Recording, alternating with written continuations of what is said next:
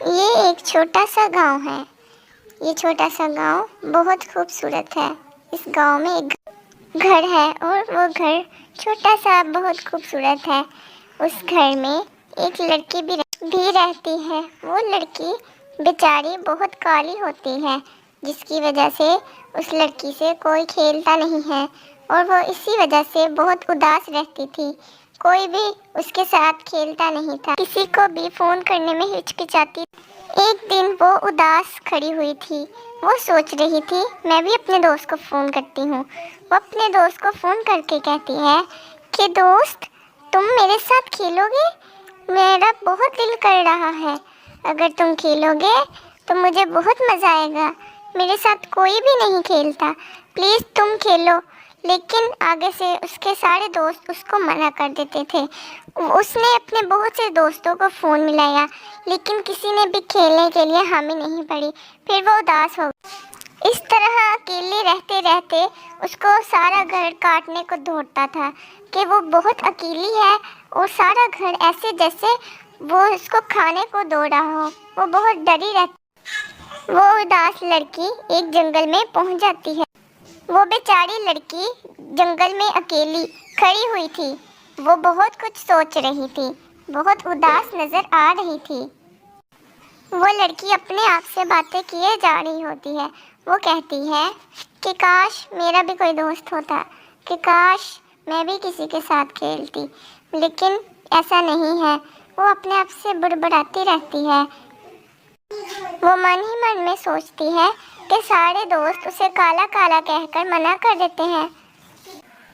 اتنے میں وہاں ایک پری آتی ہے، اس کی باتیں سن کر کہ وہ کیا بڑبڑا رہی ہے۔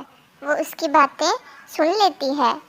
پھر وہ یہ سوچتی ہے کہ میں اس کا امتحان لیتی ہوں، اگر یہ پاس ہو گئی تو میں اس کی ضرور مدد کروں گی۔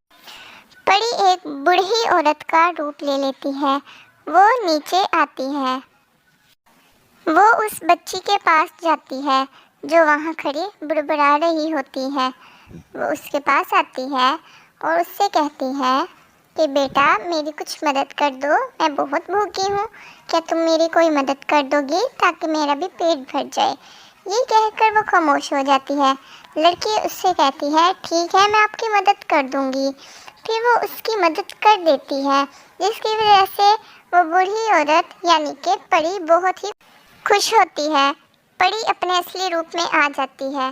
پری اس سے کہتی ہے تم بہت رحم دل ہو اور میں نیلی پری ہوں، میں بس تمہارا امتحان لے رہی تھی، تم میرے امتحان میں پاس ہو چکی ہو۔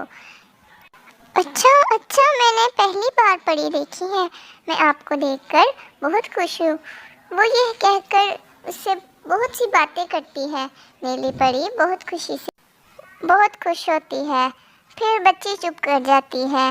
پری کہتی ہے کہ تم مجھے بتاؤ، میں تمہاری کوئی خواہش پوری کروں گی، میں رحم دل بچوں کی خواہش پوری کرتی ہوں۔ وہ یہ کہہ کر چپ ہو جاتی ہے۔